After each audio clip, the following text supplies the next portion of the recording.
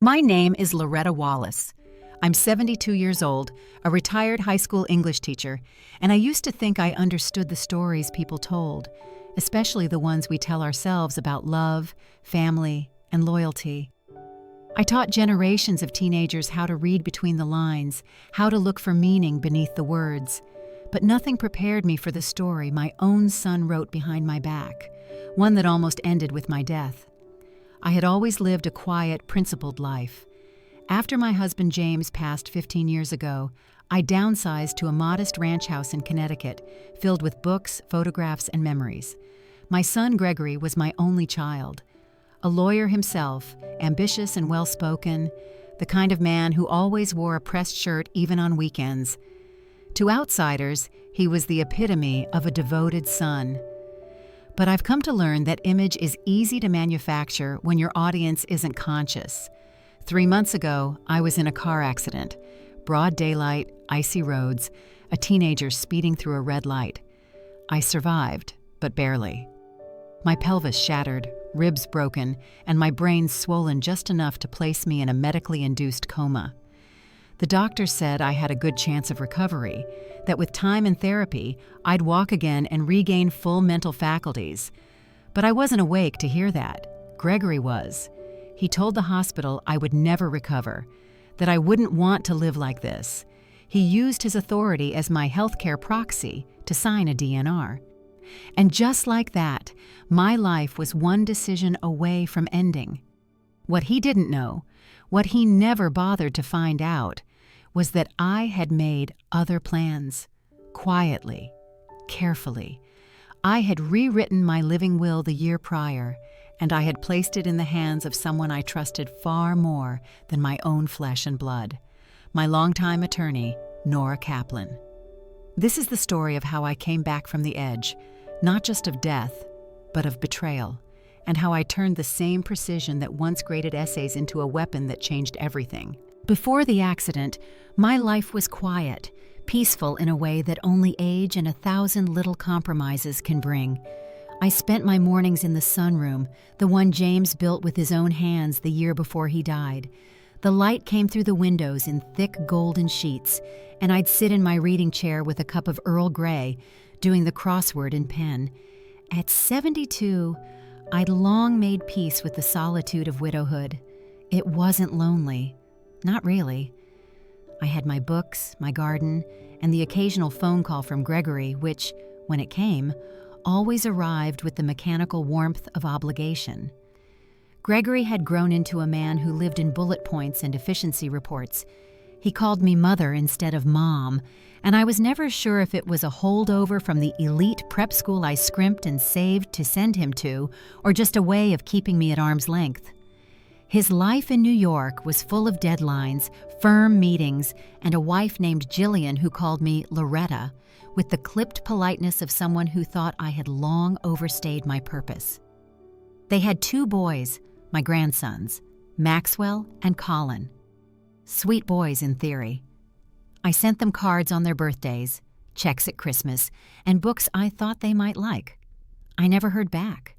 I sometimes wondered if Gregory even gave them to the boys, or if my mail went straight into a drawer with the other things that reminded him of where he came from. Still, I never pressed. Love, I told myself, didn't always look like a Hallmark card. Sometimes it was just a seat left empty at the table, waiting. The last time Gregory visited me before the accident, it was March. Cold, slushy snow still clung to the yard. He showed up unannounced, though I had a sneaking suspicion Nora had tipped him off that I'd recently updated my estate plan. He breezed in wearing one of those camel-colored coats that scream old money, and kissed me on the cheek like a man visiting a client. "You've got to think about what happens if, Mother," he said over lukewarm coffee he barely touched. "Not everything can wait until you're gone. There are tax implications. Probate hell. You know, a living trust could save a lot of headache." "I already have one," I told him, "and Nora's reviewed everything." He smiled, but it didn't reach his eyes. "Sure, but sometimes lawyers don't always think like family." I should have heard the note beneath the words, should have read it like I taught my students. Context, subtext, intent. But I didn't. Instead, I assured him I'd thought of everything. And that was the last time I saw him before the crash. The thing about betrayal is that it rarely arrives in a single thunderous clap. More often it leaks in, quiet, persistent, like water through a crack in the ceiling. You don't notice it at first. Then one day, the whole roof caves in. The first crack came a week after that March visit. I received a call from Gregory's assistant, not Gregory himself, asking if I had considered consolidating my assets for ease of management. The assistant, a young man named Evan, spoke in a cheerful corporate tone, as if he were offering a free upgrade on a hotel room. I was polite, but firm. Please tell Gregory that all my finances are being managed just fine. Then came the envelope. Thin, white, and official-looking from a financial institution I didn't recognize. Inside was a request for a transfer of ownership for a jointly held savings account, one I had opened years ago with Gregory's name on it for emergencies only. When I called the bank, the woman on the phone hesitated before confirming that a preliminary inquiry had been made to convert the account into Gregory's name exclusively. "He didn't complete it," she said quickly. "It was just a form request." I didn't tell Nora. Not yet. I didn't want to sound paranoid, or worse, foolish. Maybe it was a mistake. Maybe Gregory was just being thorough. That's what I told myself. Then came the insurance policies. I'd kept James's old life insurance policy active, even though it was modest. It wasn't much, but it was sentimental, something he wanted to leave for rainy days. One afternoon, I got a letter saying the policy had been flagged for review due to a change in beneficiary contact details. Again, I hadn't requested any changes. When I called the provider, they said Gregory had updated the mailing address on file to his firm's address. That night, I sat in the sunroom and stared at James's photo. He was smiling, holding a rake in the yard. It had been taken 2 weeks before the cancer diagnosis. I remember the way his hand always steadied mine when I was upset, like a grounding wire. "You'd know what to do," I whispered aloud. But I was starting to get an idea. Then came the hospital forms. After the accident, they told me I had been lucky. The paramedics got there quickly. The young driver was unharmed, thank God. But I wasn't conscious when they intubated me. I couldn't sign a thing. Gregory had flown in the next morning and, because he was listed as my healthcare proxy, was allowed to make medical decisions. From what the nurse later told me in whispers, he had been insistent, cold even. He told them I had no quality of life to return to, that I would hate to live as a vegetable. He had papers, medical POAs, old directives, all in order. But what he didn't have was my updated living will. I had signed it in Nora's office the previous year, when my neighbor Marlene had died after a medication error in a rehab facility. I remembered thinking, that won't be me. I named Nora as my secondary medical advocate and custodian of all healthcare decisions in the event Gregory acted contrary to stated wishes. I had gone a step further, insisting the document override any healthcare proxy decisions if a conflict arose. I'd asked Nora to file it and keep a notarized copy in her firm's safe, and thank God she had. But Gregory didn't know that. So when he presented that DNR to the hospital, when he signed off to let me go, it triggered a red flag in the hospital's legal department. And one sharp-eyed attending physician, Dr. Valenti, dug deeper. A phone call to Nora, a courier envelope opened on a rainy Tuesday, and just like that, my DNR was voided. The machine stayed on. My life went on. And Gregory? Well, Gregory left the hospital the next morning. No tearful goodbye. No bedside vigil. Just a quiet, efficient exit. I didn't wake up right away. In fact, I floated in and out for days, sometimes hearing voices, sometimes dreaming of things long past. James humming as he made eggs, the sound of chalk on the blackboard, the sharp snap of autumn leaves under my feet. When I finally came to, really came to, it was twilight. The window in my hospital room framed a sky brushed in purples and gold. I remember blinking at it, disoriented, before a nurse came in, startled, and called for a doctor. They told me I was lucky, that I had turned a corner, that with therapy I might walk again. I nodded, weakly. But deep down, something else stirred, something unsettled. And then Nora arrived. She walked in like a storm cloud in heels, calm but charged with electricity. She sat by my bed, placed her hand over mine, and leaned in close. "Loretta," she said softly, "you need to know something. Gregory, he tried to terminate your care." The words didn't land all at once. I stared at her as if she'd spoken a foreign language. My own son? The boy I nursed through pneumonia? The man I still made Christmas fudge for, even though he barely ate sweets? "He signed a DNR," she continued. "Told the hospital you wouldn't want to live like this, that your prognosis was hopeless." I said nothing. My breath came shallow. "But your living will overrode him. I filed it like you asked. And thank God I did.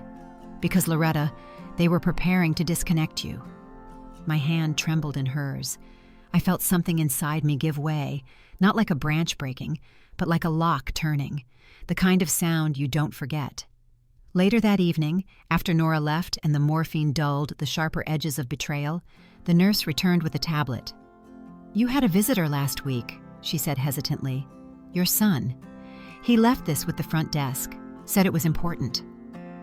I took the tablet in my lap, opened the case. On the screen was a paused video. It was Gregory, sitting in what looked like his office.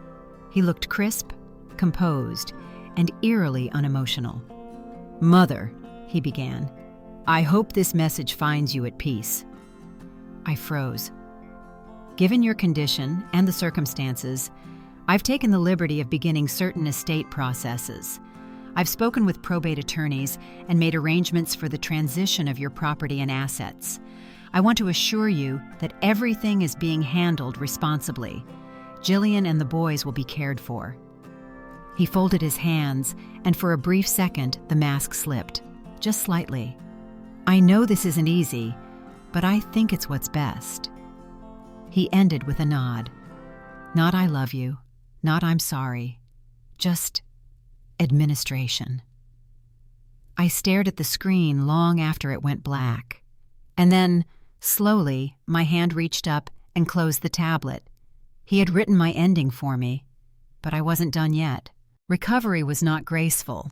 They moved me from the ICU to a rehab facility with beige walls and a rotating staff of overly cheerful aides who called me sweetheart like I was a child.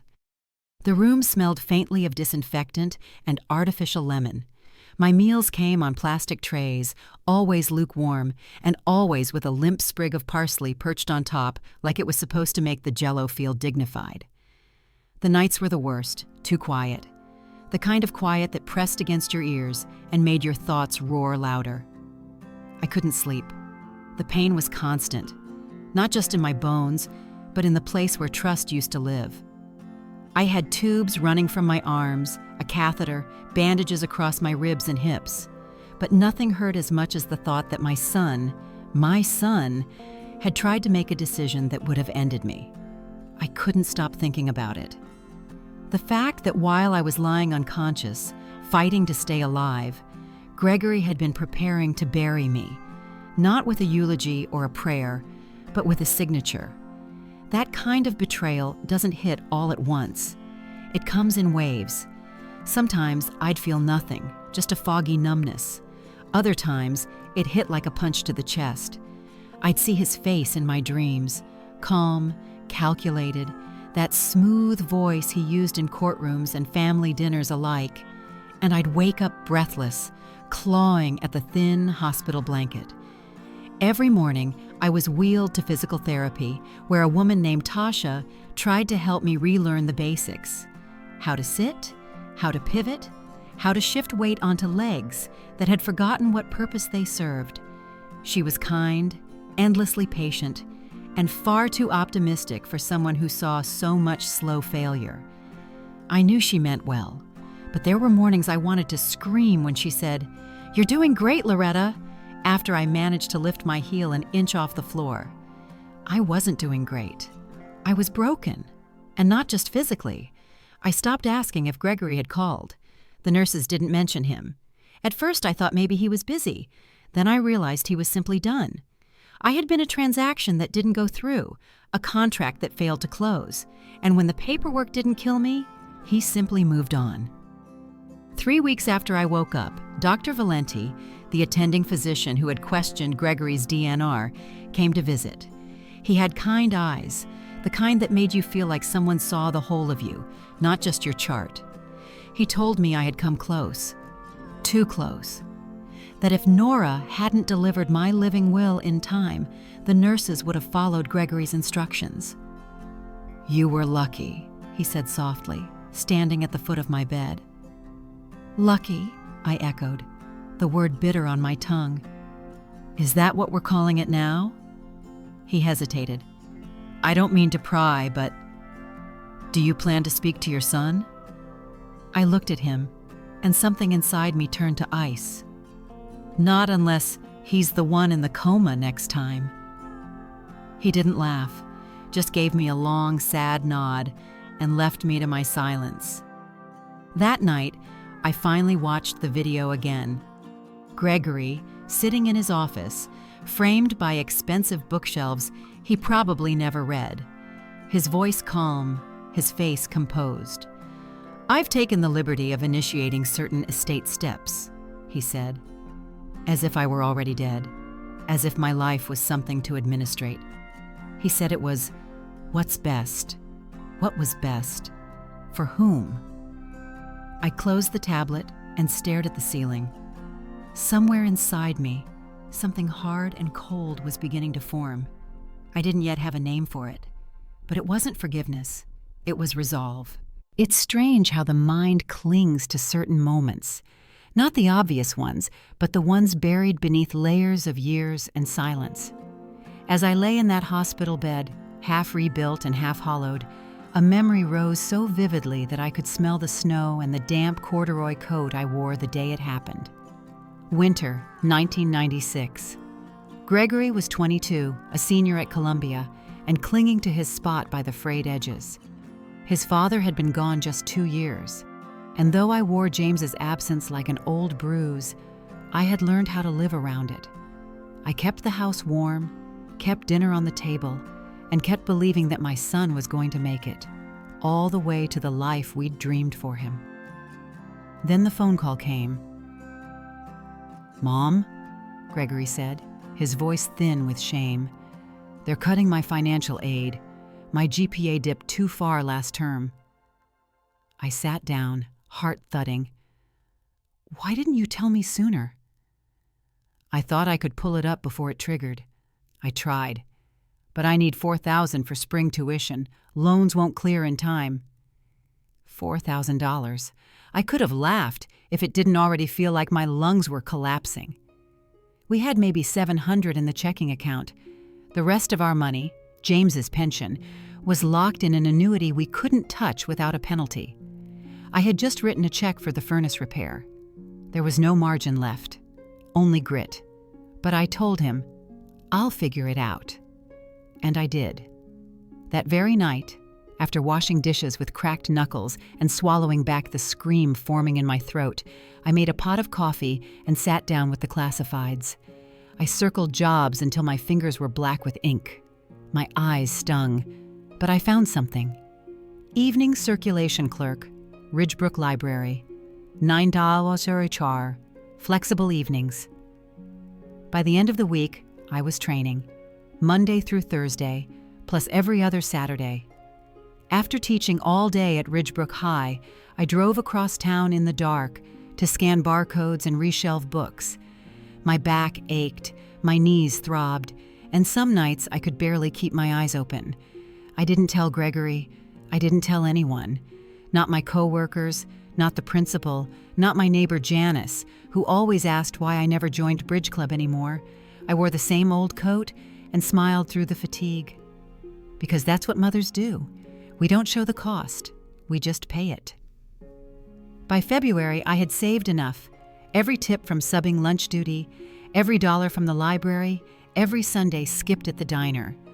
I mailed the tuition check with a trembling hand and a prayer. He stayed in school, graduated on time, and I never told him what it took. Gregory never asked where the money came from. He thanked me, in passing, during a rushed phone call. "Got it. Thanks, Mom. You're a lifesaver." Then he hung up, probably off to class or to meet some girl whose name I'd never learn. I sat there for a while after the call, phone in hand, staring at the blank wall of the kitchen like it might offer something in return. Maybe he thought I had a secret stash hidden away. Or maybe he didn't think about it at all. Maybe the idea that his education had a price someone else had to pay never even crossed his mind. That spring, I drove to his graduation alone. I wore a dress I dug out from the back of my closet and ironed twice to smooth out the years. My shoes pinched and my hem didn't sit quite right, but I didn't care. I sat in the third row of the auditorium, blinking back tears, clapping until my palms stung. He didn't wave, didn't even glance my way. But I was there. I had always been there. And later, when he landed his first job, nothing flashy, just a junior associate at a mid-sized firm, he called again. "See," he said, "it all paid off." He meant his effort, his all-nighters, his cleverness. I bit my tongue and told him I was proud, because I was. But I never reminded him what it had cost, because pride and pain are old sisters. They know how to sit beside each other without speaking. Over the years, I watched him climb the ladder. He got married, Jillian, perfectly groomed and permanently disinterested. They bought a townhouse, had 2 boys. I helped when asked, stepped aside when I wasn't. I tried to stay useful, but not intrusive. It was a tightrope I'd grown used to walking. And still, through it all, I never told him. I never told him about the nights I cried in the library bathroom because my knees ached so badly I could hardly stand. I never mentioned the time I fainted while shelving biographies and woke up with a bruised shoulder. I never talked about how I'd stopped seeing friends, stopped buying new clothes, stopped being anything other than the person who made his dreams possible. And now? Now that same son, raised with sacrifice, given every ounce of strength I had looked at my unconscious body in a hospital bed and signed a paper to end me. The boy I'd worked 12-hour days for, the boy I'd bought secondhand books for because I couldn't afford the new editions his professor wanted, the boy whose smile used to light up when I surprised him with warm banana bread after school. That boy had grown into a man who calculated the value of my death and decided it was a better deal. It gutted me, not just because it was cruel, but because it made all those years of sacrifice feel like a lie I had told myself. A lie that love, poured out in endless, quiet devotion, would one day return. I realized then that there was no ledger, no balancing of scales. He didn't owe me love just because I gave mine freely, but I didn't owe him silence anymore. The envelope arrived, tucked in the folds of an overnight delivery package from Nora Kaplan. She'd been my attorney for nearly 20 years, ever since James died. I trusted her more than anyone, certainly more than family. It was a gray morning, barely light outside, when the nurse brought it in. "Your lawyer sent this," she said softly, placing the padded parcel on the tray beside my breakfast. "Said you'd want it close." Inside was a letter, thick cotton paper, typed in Nora's crisp font, with a handwritten note beneath it. "I thought you might need the reminder." I unfolded the typed page slowly. It was my living will. Signed, notarized, filed properly with the state, and accompanied by a detailed clause, one I had asked Nora to add, that allowed her to override Gregory's authority in the event of conflicting instructions or suspicious behavior. I had written those instructions myself, trembling a little as I typed them all those months ago, after my neighbor Marlene died in a memory care facility where her son hadn't visited her in 6 years. Back then, it had felt almost paranoid, naming a secondary advocate, requesting written audits of any health decisions made under sedation or unconsciousness. But now Now it felt like prophecy. I stared at my signature at the bottom of the page. It wasn't just ink. It was proof. Proof that I had not surrendered, that I had not made Gregory my God, that somewhere, even then, I'd had a flicker of doubt, and the courage to act on it. In the envelope, tucked behind the document, was a photograph. It was old, creased and faded at the corners. Me, James, and Gregory at a lake in Vermont. Gregory couldn't have been more than 10. He had wild hair and knobby knees and was holding a paper cup with a tiny frog inside, beaming like he'd caught the moon. I stared at that little boy for a long time. I missed him. Not the man he became, but the boy who once cried when I was late picking him up from swim practice, the one who gave me handmade cards on Mother's Day with crooked hearts and misspelled words. What had happened to him? What had I missed? Or maybe the better question was, what had I ignored? The tears came slow. Not the loud, heaving kind, just warm rivers down my cheeks, quiet and steady. I wasn't mourning the loss of my life. I was mourning the illusion I'd clung to for too long. I folded the letter back up and returned it to the envelope. Then I reached for my notebook, the one Nora had sent me to journal my recovery, and turned to a blank page. I didn't know what I would do yet, not entirely, but I knew one thing for certain: I was no longer helpless. He had tried to end my story. Now I would rewrite the ending myself. It started with a mahogany box. I hadn't seen it in years, not since I moved into the smaller house after James passed. It was tucked in the back of my old bedroom closet, behind a stack of out-of-season coats, wrapped in a disintegrating quilt that smelled faintly of cedar and dust. The nurses had brought it with the rest of my things when I was transferred from the hospital to home care, assuming it was sentimental. They had no idea what they were handing me. I sat on the edge of my bed, the box on my lap. My legs were still stiff, swollen in the joints, but I had enough strength now to open the clasp. Inside was a manila envelope. On the front, in James's careful block handwriting, it read, "In the event of misuse or mistreatment, for Loretta's eyes only." My breath caught. James had been meticulous, old-fashioned. He kept files on everything, warranties, wills, receipts from 30 years ago. He was also, in his own quiet way, suspicious of Gregory. Not when he was a child, never that. But as Gregory grew older, into a teenager with expensive tastes and an easy smile, James had warned me. "He's smart, Loretta," he'd said once, after Gregory tried to forge our signature for a field trip. "Too smart, maybe. He's going to know how to bend things. Just make sure he never learns how to break you." Back then, I waved it off, told James he was being dramatic. Now I wished I'd listened harder. I opened the envelope with a letter opener shaped like a fountain pen nib. Inside were 2 documents, and 1 letter. The first document was a trust certificate. It confirmed what Nora had already helped me structure, only this went further back. James had begun shifting assets into my name long before he died. Not just the house or savings, but the mineral rights to a small property in northern Pennsylvania that I'd all but forgotten about. It had been in his family for generations, undeveloped, wooded land. But 3 years after his passing, a gas company had reached out about exploratory leasing. We'd signed a modest royalty agreement back then, and I hadn't thought much of it. But apparently James had. He had included projections, updates, contracts, updated through the early 2000s. And Nora, God bless her, had ensured those royalties were quietly funneled into a separate trust, one Gregory didn't even know existed. It wasn't a fortune, but it was enough to survive on, enough to fight back, enough to disappear if I wanted.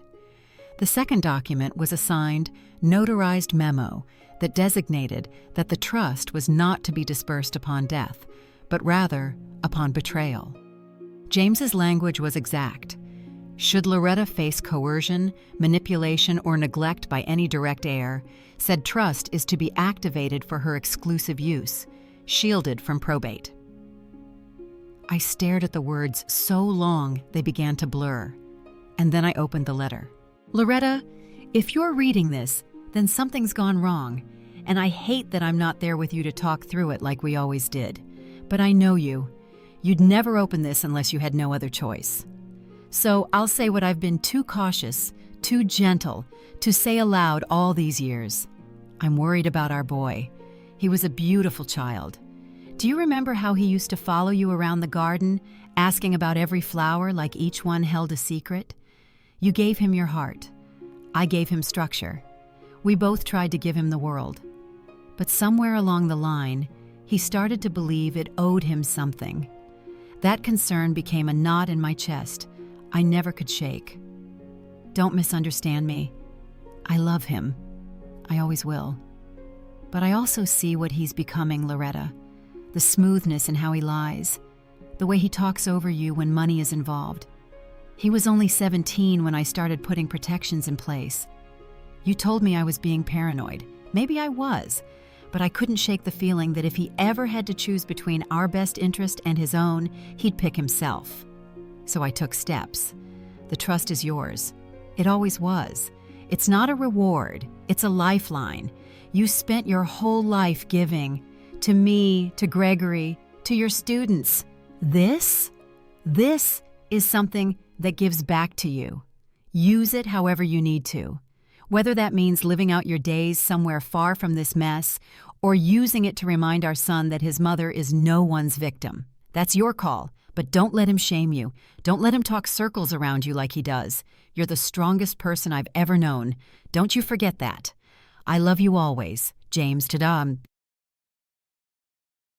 I read it once, then again, and again. Each time, his words carved something deeper into me. By the fourth reading, my tears had stopped. Not because I wasn't still heartbroken, but because the hurt had become something sharper, cleaner. James had seen it, years before I had, and he'd tried, quietly, carefully, to give me a parachute I didn't know I'd need. The royalty account still existed.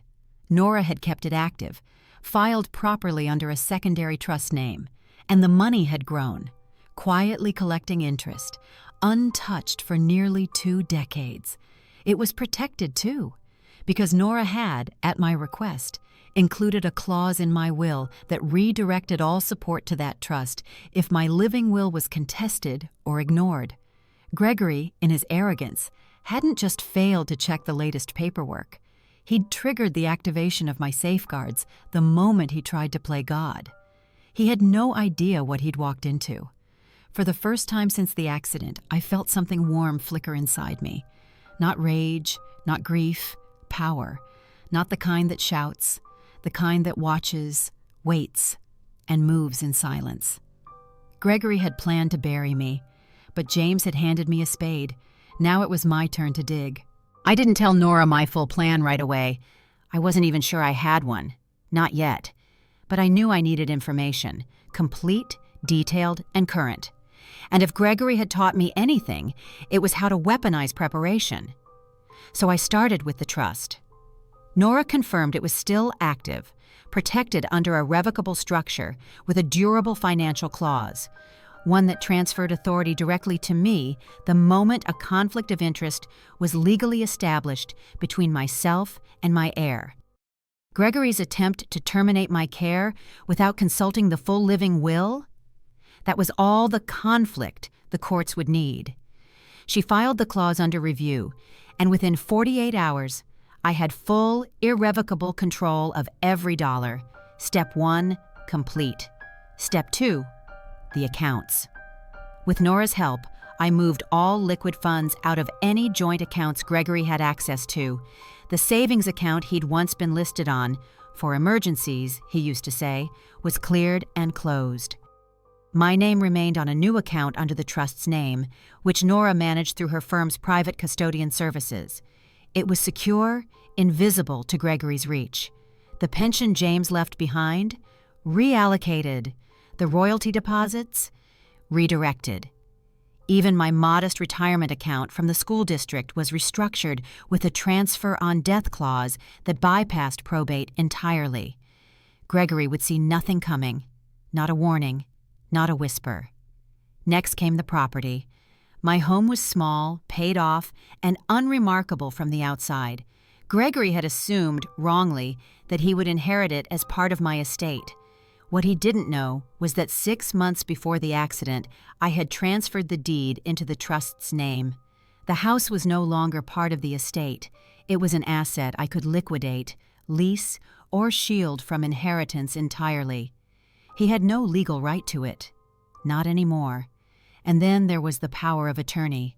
Nora and I sat in her office, the blinds drawn low, soft jazz playing in the background like it was any other Thursday. But it wasn't.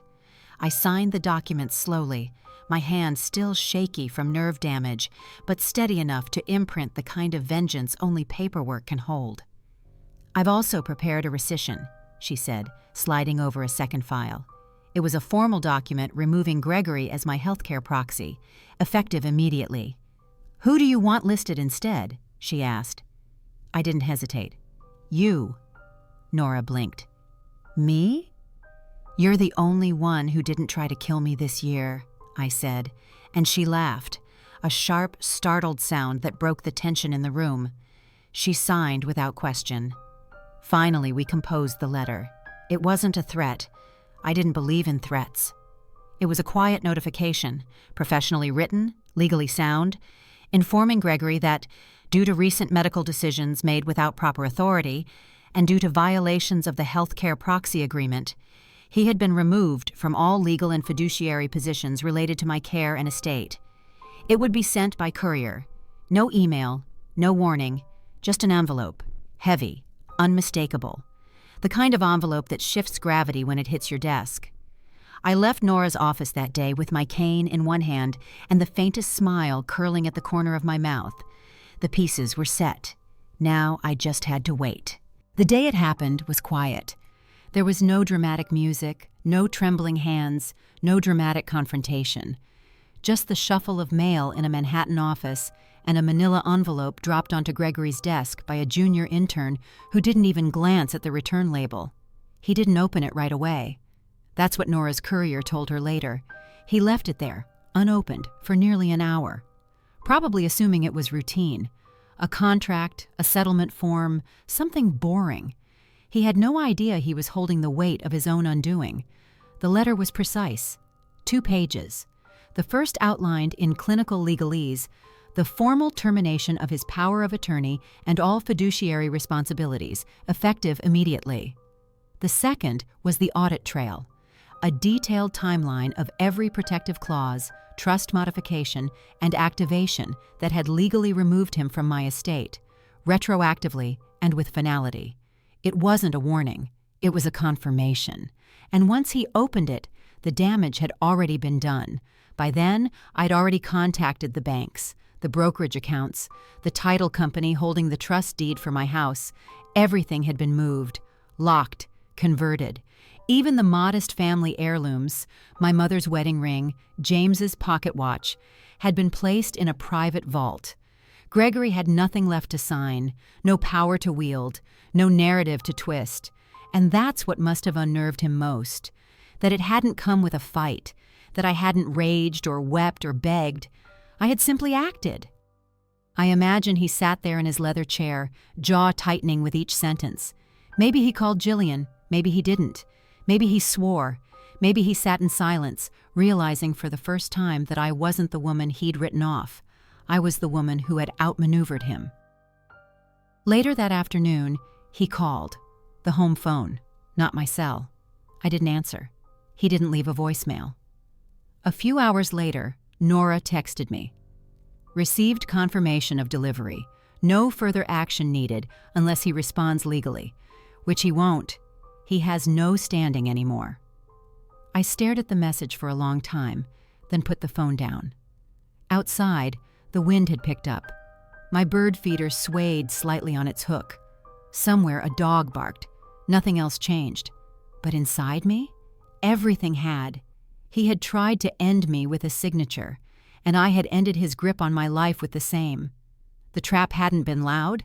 It hadn't even looked like a trap. It had looked like paperwork.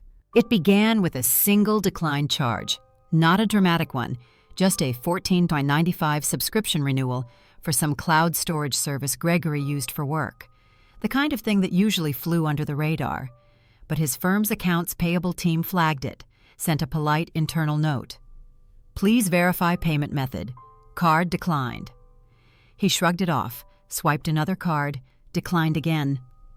By the time the third card failed, his personal Amex, Gregory was on the phone with customer service, irritation growing like a rash under his collar. "I'm the primary cardholder," he snapped. "There must be some kind of banking error." Only there wasn't. His name had been quietly removed from every joint financial channel associated with me. Any card linked to the former estate framework had been shut down or rerouted. The trust structure now operated independently, with no tether to his accounts.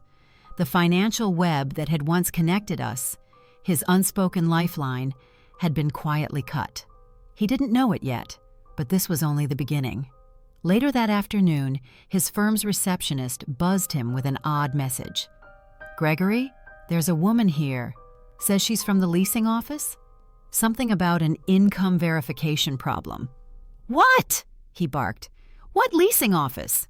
"Your residence. They said your auto renewal failed, and their system flagged an issue with one of the co-signed accounts."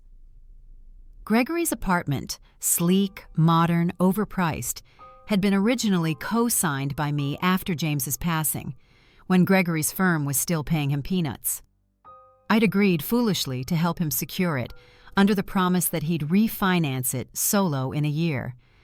That year never came. The cosign never got revoked. And now, with the trust restructure, my name and my backing had vanished. Suddenly, the apartment wasn't as secure as he'd thought. He smoothed his tie, told the receptionist he'd handle it, but his pulse was already racing. At home, Jillian waited, always polished, always distant. She was the kind of woman who ran their home like a hotel. Clean counters, clipped florals, silence broken only by the buzz of her iPhone. She didn't like mess, so when Gregory walked in that night and casually mentioned that some billing nonsense might affect the auto renewal, her mouth tightened. "What kind of billing nonsense?" "Just a mix-up. A few joint accounts froze. Mom must have closed them when she rewrote her paperwork. I'll sort it." "Gregory," her tone was ice, "you told me everything was already under your name, that we didn't need her anymore." He opened his mouth, then closed it. In that moment, something flickered behind Jillian's eyes. A calculation. Not panic, not yet, but doubt, the kind that spreads. The next morning, Gregory woke to find his email flooded, not by clients or court updates, but by notifications, payment failures, suspended auto drafts, and 2 alerts from his bank's fraud department requesting verification on recent account changes. He hadn't made any changes. He sat up in bed, heart thudding. Jillian was already at the vanity, swiping on mascara with surgical precision. "Something's wrong with the accounts," he muttered. She didn't turn. "Define wrong."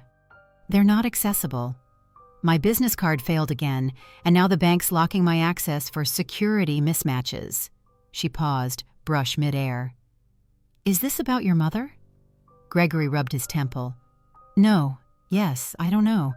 She had those powers of attorney before the accident, but maybe Nora, her lawyer, restructured something. I need to call someone." "You mean you didn't already?"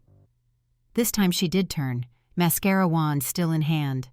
Her voice was no longer cool. It had a brittle edge now, the kind that snapped if bent even slightly further. "I told you," she continued. "I told you not to leave it in limbo. You said she was practically gone, that everything was in motion."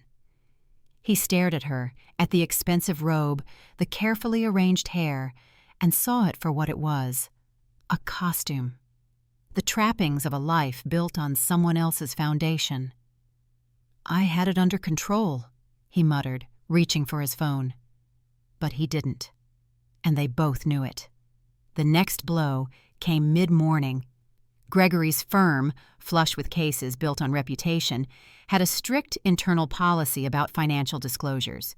Partners and senior associates were required to maintain solvency and full transparency with regard to any personal legal entanglements. So when a routine update flagged irregularities in estate-related financial roles, an HR director reached out. "Nothing major," she said politely. "Just wanted to confirm. Your estate affiliation with your mother's trust has been severed, correct? We noticed some discrepancies in listed fiduciary responsibilities." Gregory blinked. Yes, recently. But I'm not sure what would have triggered a notice."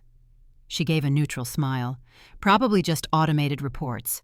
But we'd appreciate an updated disclosure file by end of week. Thanks so much." He hung up slowly. A cold sweat had broken across his neck. It was unraveling. Quietly, methodically. Every thread he thought was knotted tightly in his favor had been cut, re-sewn into something he didn't understand. And worse, something he couldn't control. That afternoon, he called Nora Kaplan. She didn't answer. He tried again. Left a message. "I think there's been a misunderstanding. I'd like to resolve things amicably." She never called back. Instead, a day later, a courier arrived at his office with a final confirmation packet, full documentation of his removal, notarized filings, and a closing letter that needed no interpretation. His hands trembled as he opened it. Jillian called from the hallway, asking if he'd picked up the dry cleaning. He didn't answer. Because somewhere, deep in his chest, a realization had begun to bloom, slow and devastating. The dominoes were falling, and he wasn't the one who pushed them. It started with a glass, not thrown, not shattered, just placed hard on the edge of the marble counter, a sound louder than it should have been in the silence between them. "I just don't understand how you let it get this far," Jillian said, voice low and sharp. Gregory didn't look up from his laptop. He had 3 spreadsheets open, all showing slightly different balances that refused to make sense. One account frozen, another closed, a third with his access denied. "I told you," he said through gritted teeth. "I had everything under control, until I didn't." Jillian scoffed. "That's not an answer. You said she'd be gone. You signed her DNR, Greg. You were ready to bury her, and now she's out there walking around with your inheritance in her purse." He winced. "Don't talk like that." "Why not?" she snapped. "That's what it was, wasn't it? That's what you told me. This is the only way we don't drown. And I agreed because you made it sound inevitable. Like she was practically already dead. You didn't say she had a lawyer, or a living will, or whatever the hell this trust thing is." He stood abruptly, the chair scraping across the floor. "I didn't know, all right? She never told me. Nora blindsided me." Jillian folded her arms, nails tapping against her forearm in an irritated rhythm. "Then maybe you should have paid attention. You thought you were so clever, always ahead of everyone.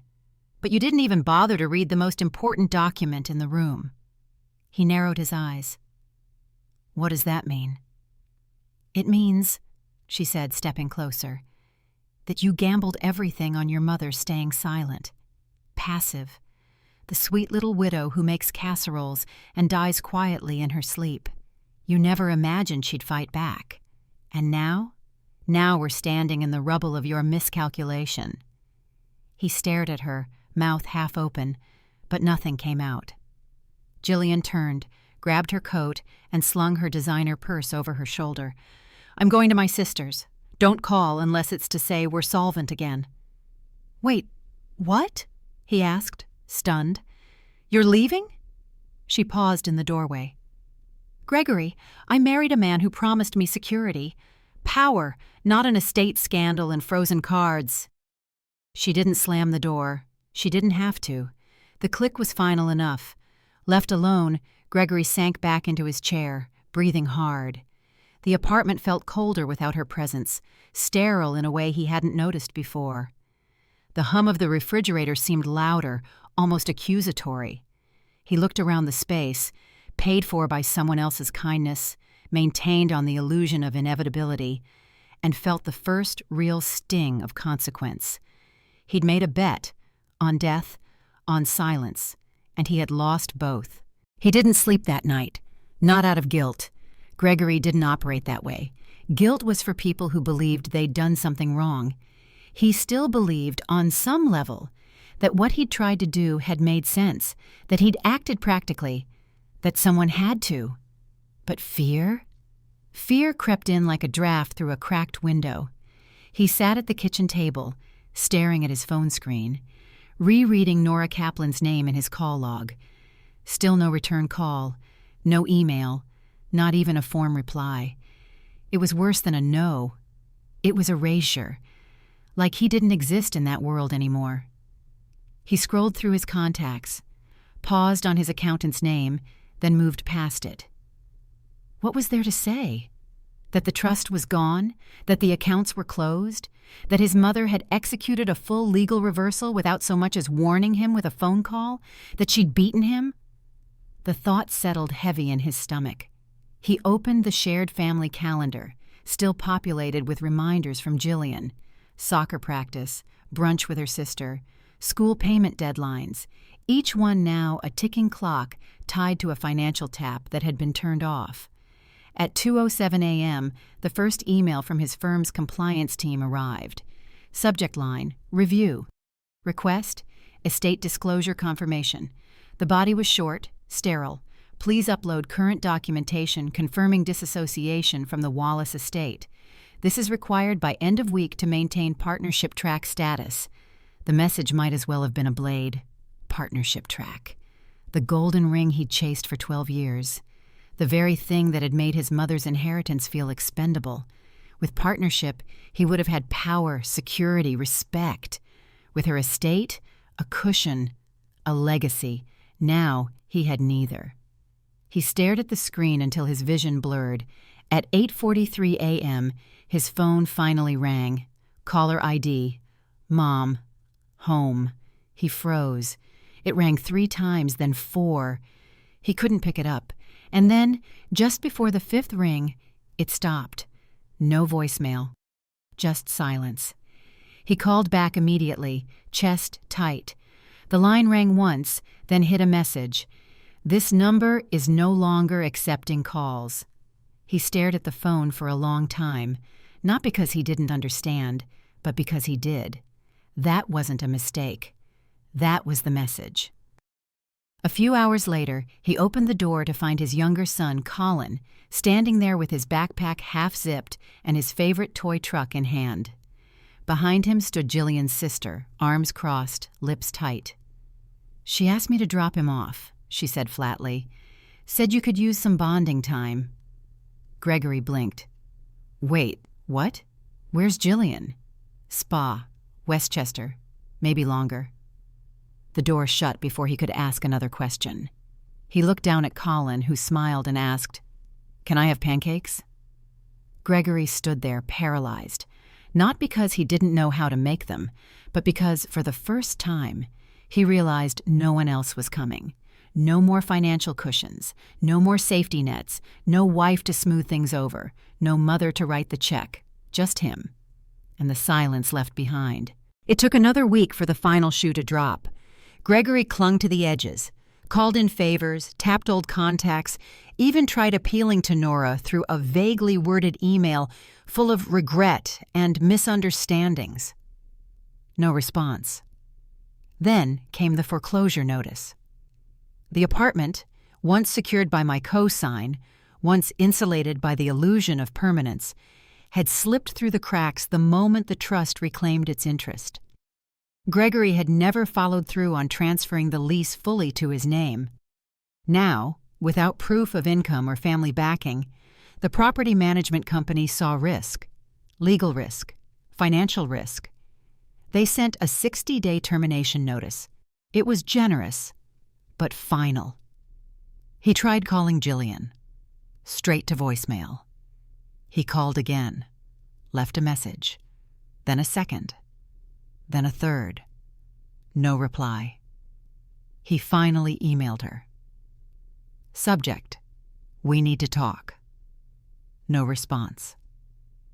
He stared at the apartment that night with Colin asleep on the couch, cheeks sticky from half-eaten ice cream, and felt something he hadn't felt since he was a child. Small, not wronged, not misunderstood, just small. At the office, things were no better. The partnership committee quietly postponed his review until further documentation is received and pending resolution of all legal complications.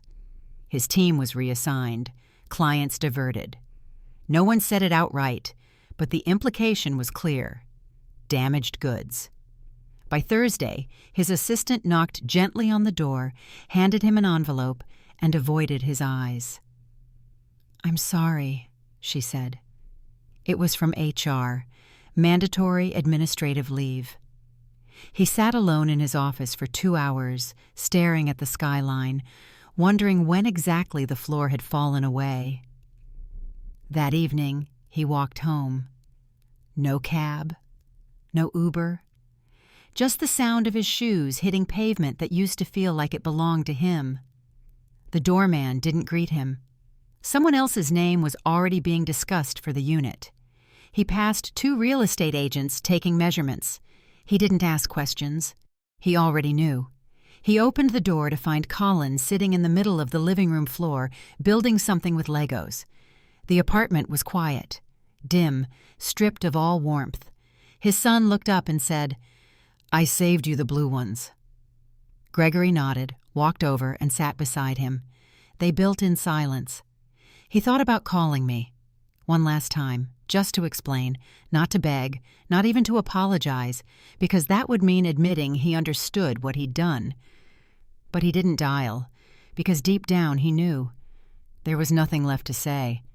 He had gambled on my silence, and he'd lost everything. The cottage sat on this edge of a lake in upstate New York. Nothing grand, just 2 bedrooms, a screened-in porch, and a view that made you breathe slower without realizing it. The kind of place you wouldn't find unless you were looking for nothing in particular. I found it in a listing Nora's assistant had slipped into an envelope with some final paperwork. She hadn't even mentioned it, just circled it with a smiley face in the margin and written, "You deserve a view." She was right. The trust gave me options. And for the first time in my adult life, every dollar I spent came without guilt or explanation. No child to justify it to. No husband to consider. No eyes watching, waiting, tallying. I bought the house outright. Moved in 2 weeks later. There was no ceremony, no ribbon-cutting moment, just me, a few boxes, and a new kettle whistling on the stove. The first night, I stood barefoot on the wooden porch and listened to the frogs croaking near the waterline. I could smell pine in the air. The sky was ink black, stars scattered like someone had spilled salt across velvet. It didn't feel like starting over. It felt like returning. I filled the house with things that made me feel real. A wall of bookshelves, my old Pyrex dishes, a recliner that didn't match anything else. The photographs stayed packed for a while. I wasn't sure if they belonged to this version of my life. Eventually, I took out one. James, smiling on the back porch, wearing a flannel that didn't fit him quite right. I placed it on the mantel beside a candle. Every morning, I made tea. Every evening, I wrote in my journal. And somewhere in between, I started to feel intact again. Not healed. That's too pretty a word for what happens after betrayal that deep. But present, rooted, unapologetically alive. Neighbors stopped by in the first week. A retired nurse named Deb who brought blueberry muffins. A widower across the lake who asked if I needed help assembling a screen door. I accepted their kindness, but kept my stories short. I wasn't ready to explain why I was there alone, why my phone never rang with family check-ins. Instead, I let the silence speak for me. It said, I made it. I survived. The body still ached, especially in the mornings. The limp remained, but my steps were my own now. No one hovering behind me, waiting for me to falter. No sun to measure my breath against a spreadsheet. I wasn't just out of reach. I was untouchable. The town was small enough that everyone knew your name by the second week, but polite enough not to ask why you left wherever you came from. That suited me just fine. There was a coffee shop on Main Street, tucked between a post office and a thrift store. I started going there every Tuesday, sitting in the back with a crossword and a lemon scone. The owner, a woman named Teresa, reminded me of someone I once taught, sharp-witted and soft-hearted, with a laugh that filled the room. "You new around here?" she asked one morning. I nodded. "Just moved up by the lake." "Well, welcome. You've got good timing. Fall's about to turn everything gold. Best time of year." We didn't talk about more than the weather at first, but over time, she'd wave when I walked in, set my tea down before I even ordered. It was the kind of familiarity I hadn't realized I missed. A few weeks after settling in, I found an old writing desk at the thrift store. Scratched maple, a drawer that stuck when it rained. I bought it for $20 and spent an afternoon sanding it down. That evening, I sat at the desk and opened a fresh notebook. For the first time in years, I wrote not out of obligation, but curiosity. I wasn't writing about Gregory or the betrayal or the pain. I was writing about a woman in a cabin who learned how to breathe again. She wasn't me. Not exactly, but we understood each other. Some nights I'd reread James's letter, the one he'd left in the mahogany box. I never cried anymore, not because the pain was gone, but because I'd made peace with it. He had loved me enough to plan for a world without him, and that kind of love didn't vanish, even when people did. The mail came each morning around 10. I checked it slowly, without dread. The letters were all mine now. No more firm letterheads, no more estate documents, no more bills with someone else's fingerprints all over them. Just catalogs, handwritten notes from Nora, and once a card from Teresa's daughter thanking me for helping her with her college essay. I hadn't realized how much I missed teaching until I read her neat, slanted handwriting and saw the phrase, "Your words made me believe in mine."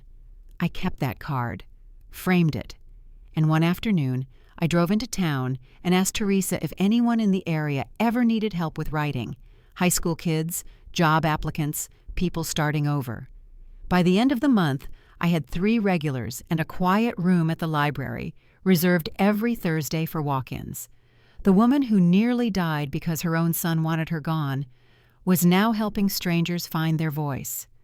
I didn't announce it, didn't post online, just showed up with a red pen and a calm voice and no expectation of anything in return. It wasn't revenge, it was reclamation, a way to take something that had been twisted and turn it toward the light. It surprised me how quickly word got around. At first, it was just Teresa's daughter and a shy teenager from the high school who needed help with a scholarship essay. Then came a divorced woman trying to re-enter the workforce. Then a man in his 50s who hadn't touched a resume since the 90s.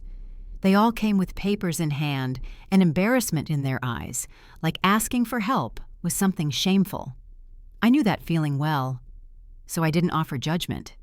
Just a seat, a red pen, and a warm mug of tea. They started calling it Loretta's hour. I didn't ask them to, but I didn't stop them either. Every Thursday from 2 to 4, I sat in the corner of the library next to a dusty globe and helped strangers turn chaos into coherence, grammar, structure, confidence.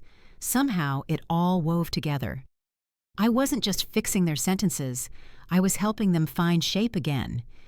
It was slow, this kind of healing, quieter than therapy, less dramatic than revenge, but more lasting, more mine.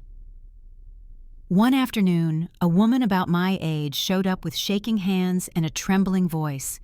Her name was Miriam. She'd just left a controlling marriage after 30 years and had no job history, no money of her own, and no idea where to begin. "I feel like I've evaporated," she whispered, eyes brimming. I nodded, not because I pitied her, but because I understood. We spent 2 hours drafting a simple letter, not for work, not for court, but for herself. A letter that said, "This is who I am now." When she left, she hugged me so tightly, my ribs ached. And that night, for the first time since the coma, I cried, not from grief or betrayal, but from something like awe. How strange, I thought, that something as devastating as near death and familial betrayal had led me here, to this little town, to this quiet hour, to this unexpected purpose. I wasn't fixing the world. I wasn't trying to. But I was building something. Not for Gregory, not for James, not even for the version of me that once longed to be needed. Just for now. Just for this. Every Thursday after that, I started bringing extra paper, a second thermos of tea, and a box of tissues, just in case. I kept a folder of thank you notes, drawings, job offers, and scholarship acceptances. Proof that something good had grown from the rubble, not because I needed validation, but because it helped me believe in life after. And one Thursday, after everyone had gone, I sat at the table alone and thought, not about what I'd lost, but about what I'd made, with my own hands, and no one could take that from me. I never called it a program. That felt too official, too performative. But the library staff started listing Loretta's Hour on their event board. I'd see people pause in front of it, mothers with toddlers, old men picking up crime novels, and smile like it was something they recognized. It was never about teaching, not really. It was about holding space. Holding space for the woman starting over at 61 who needed help filling out a FAFSA for community college. For the teenage boy whose father had abandoned the family, who didn't believe anyone would read his college application essay. For the widower who brought in a poem every week, not for publication, just for someone to witness. I didn't advertise. I didn't post on social media. It grew because kindness, when steady, becomes its own form of gravity. And quietly, something else happened. A local nonprofit reached out, small, underfunded, but earnest. They ran a transitional housing program for older women leaving abusive relationships or financial hardship. The director, a woman named Carla, came to see me one Thursday. Sat down at the table like any other visitor. "I heard what you've been doing here," she said. "Our women could use that. A lot of them are afraid of forms, letters, anything official. Makes them feel small." I nodded. I know the feeling. And so I started showing up once a month. Just a few hours. No big presentations, no lectures. Just one woman helping another write her way back into her own story. That fall, they named the literacy room after me, the Wallace Room. I didn't ask for it, didn't expect it. But when I walked in and saw the plaque on the door, something in me settled. It wasn't a grand legacy, but it was mine. And for the first time, it had nothing to do with being someone's mother or someone's wife. It had to do with being me, not the version they once knew, the caretaker, the giver, the silent witness, but the version I had fought to preserve. The one who had signed her own documents, packed her own boxes, learned how to live not just beyond betrayal, but beyond the need for anyone else's permission. Every so often, I'd see news about Gregory's firm in the legal trades, promotions that didn't include his name, new hires that replaced people like him. I never clicked the articles. Once I got a message through Nora, third hand, polite, and hesitant. He'd asked if I would speak to him. "Just a conversation," he'd said. "No expectations." I told her not to reply, not out of malice, but because there was nothing he could say that would add to the life I'd already built without him. Forgiveness, I'd learned, is not a door you leave open for the other person to walk through. Sometimes it's just a quiet room you sit in alone, at peace with never needing the apology that never came. It was late spring when the final letter came. Handwritten, no return address, the handwriting unmistakable. Gregory. I stared at the envelope for a long time before I opened it. My hands didn't tremble. My breath didn't hitch. I was past all that. Inside, the note was brief. No greeting, no signature. I made mistakes. I see that now. I thought I was doing what was necessary. Maybe I told myself that because it was easier than admitting I wanted control. I know you probably won't respond, but I had to say it. I hope you're well. That was it. No, I'm sorry. Just, I hope you're well. I folded the note in half, then again. I didn't tear it, didn't throw it away. I placed it in the fire. The paper curled slowly, blackening at the corners before disappearing entirely. The flames crackled quietly in the hearth. I didn't look away. There was no triumph in it, no satisfaction, just stillness. After the fire died down, I stepped outside onto the porch. The lake shimmered under a soft wind. Somewhere across the water, frogs croaked and insects buzzed, and the trees swayed with the certainty of seasons turning.